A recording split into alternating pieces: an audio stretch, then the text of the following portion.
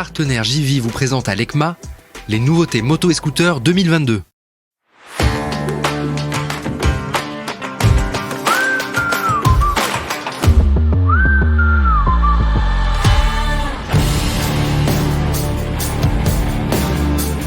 Vous vous souvenez de la petite bataille qu'il y a sur le segment Roadster mid-size d'entrée de gamme accessible au A2, MT-07 versus Trident 660.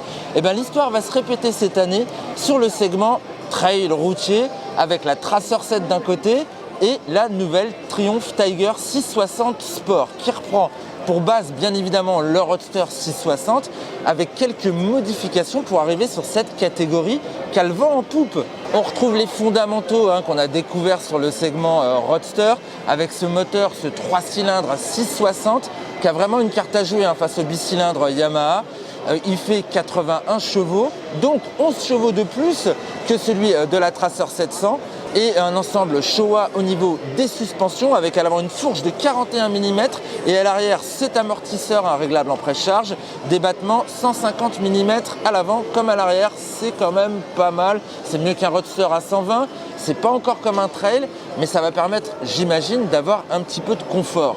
Et le confort, ça va être quoi sur cette moto? Ça va être la partie avant, elle est pas très large mais elle est quand même assez protectrice, moi je le vois là, en étant assis dessus, j'ai les jambes qui sont bien levées là contre les flancs du réservoir creusé et la bulle m'a l'air pas mal du tout. Il y a un petit réglage, hop, ça c'est pas mal, réglage manuel, c'est un petit plus et on découvre un écran LCD qui a priori est plutôt petit, compact, mais il a l'air quand même assez lisible, on le vérifiera plus tard. Bon, on est à 835 mm du sol, moi j'ai de bons appuis, j'ai de parfaits appuis avec mon 1m83, ça tient, ça c'est cool. Le guidon, lui, il est pas trop large, c'est pas mal non plus.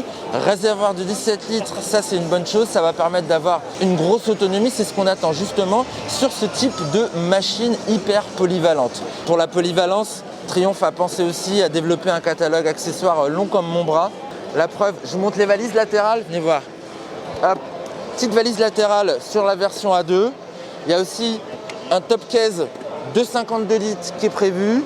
Voilà, normalement, il y a tout pour voyager à moindre frais, mais pas sans sensation. C'est une Trident, 3 cylindres, avec un bon freinage. On le connaît, c'est Nissin qui s'occupe du freinage, notamment à l'avant. ABS, on a deux modes de conduite, toujours Road et Rain. Ça c'est bien parce que le Rain, ça permet justement de se sentir en sécurité parce qu'elle sera accessible aux jeunes permis A2, bien évidemment. Bon, outre cette image assez sympathique au niveau du look, outre ce caractère moteur qui devrait être intéressant parce qu'on connaît la base évidemment 660, elle a un prix qui est pas mal, c'est 9 035 €. Comparé à la Tracer 700, c'est intéressant puisque la Tracer 700, elle est à 8 990 €. Donc c'est vraiment très proche en tarif. On est sur le même segment, ça va être palpitant je pense de les comparer et moi de l'essayer très prochainement. Ce sera juste avant Noël, ce sera le petit cadeau de Noël offert par Triumph. Ça va être sympa. Allez, je vous donne rendez-vous pour une prochaine vidéo, à toutes.